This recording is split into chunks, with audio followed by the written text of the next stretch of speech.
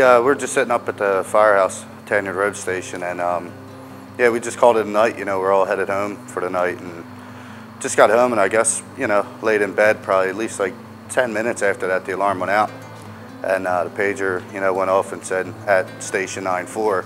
We're a sister station, so we run together. Any call in this area, both stations roll. So to hear that go out, I actually paused for a second, and I heard my mom in the other room yell, "Did I just hear what I think I heard?" You know, they weren't sure if it was Dulce Drive or Tanyard Road Station. You had chiefs coming up to our station, making U-turns, going the other way, because, you know, they weren't really sure where they were going. Yeah, just getting on the truck, I mean, everybody's screaming, like, hurry up, we gotta go, we gotta go. You know, it's New Sharon.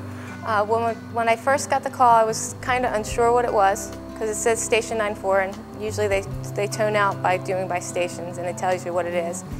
And I was wondering where it was, so I'm rushing to the station. And I didn't really understand that it was really my firehouse on fire until I got here and saw all the smoke. I don't even remember the ride down. I remember looking at the map to make sure where we had a hydrant. We dropped the supply line from the hydrant and out we went. I saw a firefighter come screaming past the back of the truck. It was Kim. And she come running out, put the code in the door, it swung the door open for us, coughing away as the smoke's pouring out of the building. She had no gear, she couldn't get to it. I mean, we came down that center hallway in the back. There used to be a hallway there. And I came out just to see the brush truck, the station's pride and joy that won multiple trophies and a Wawa, just sitting there as the ceiling was collapsing on top of it. Well, most of the firefighters that were out there were like me, running around trying to do something but knowing that you can't, trying to see if they needed any hoses, trying to pull out lines, trying to help in any way that we knew that we could, but feeling like we were in the way. Like everyone with their gear and everyone had their space and everybody had their jobs to do. And it just felt like we were standing in a corner and being able to do nothing, just staring. Nobody really talked. We just pretty much stood there and pretty much cried, just watching our firehouse burn.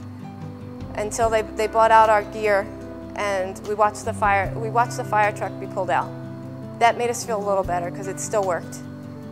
So we felt a little bit more hope. And then they pulled out our gear so we could actually start doing something, and we felt a little bit better there. But there's no feeling to describe the loss of I felt like my own house burnt down, like my physical residence, and looking at all the memories go, and like on all the good times and all the things that this place stood for. The firefighters were working for several hours to put out the blaze. However, when the fire was out, a 1992 E1 pumper and a 1978 Ford brush truck were destroyed, as well as the building and its contents. The only survivor was the new combination pumper, which was not in the firehouse at the time. As bad as this was, in the months to follow, it was learned that the fire company's president and temporary treasurer, one and the same, had drained both the fire company's bank accounts and the $448,000 in insurance money to rebuild the firehouse. After the fire happened, our president at the time was in contact with the insurance company and working with them side by side and all to get the building rebuilt. And we were under the impression the money was going to come in and go directly to demolition contractor, the building contractor, architects, so forth and so on. It took a few months. We found out that what was happening, the money was coming directly to us. Our president at the time was taking the money, depositing into our checking account, not showing it on our ledgers or any treasurer's reports, and over the course of time was taking money out of the account so he drained all the insurance money out. The insurance had paid out over about $484,000, and it was all gone. Plus any other money that we had because we had had some money put aside for our centennial coming up in 2012. Our main concern then was with $118, we were told you have to get a lawyer, you should do this, you should do that. Well, you couldn't do it on $118, so we start looking around, and then we start finding out that bills that were supposed to have been paid were not paid. So I guess it was we found out about maybe $20,000 of bills came in. And our main thing right then and there was to try to pay off everybody, to let everybody know our circumstances, that we weren't trying to stiff them with anything, but you know, we were in dire straits. It worked out that some people said, well, they just said, all right, we'll just erase it for you, and others took half of what we owed them. And when we got money, as the money started coming in, we were able to pay off a couple bills, and then finally we were able to pay off everything. Because we did not know at that time whether or not the company would survive. And if it did not survive, we did not want to leave a bad taste in the mouths of people here in Deptford that we went out and we stiffed people for bills. So that was our main objective at that particular time. I got called in by the FBI and got questioned on it.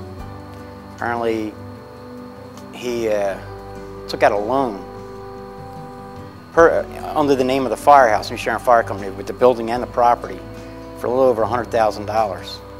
And we didn't know about it. He used it for his own personal gain. And we're stuck now with that bill that we have to pay off.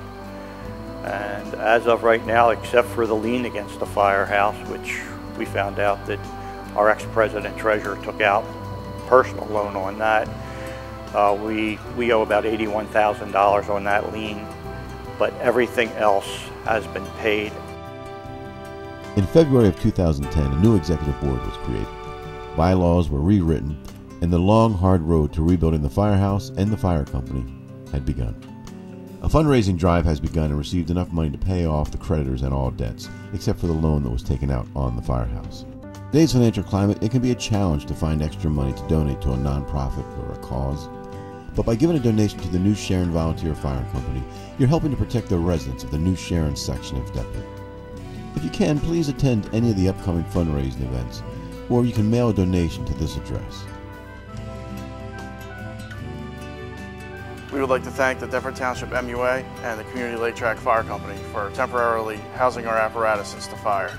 And we'd like to thank everyone who has helped us along the way. Thank you.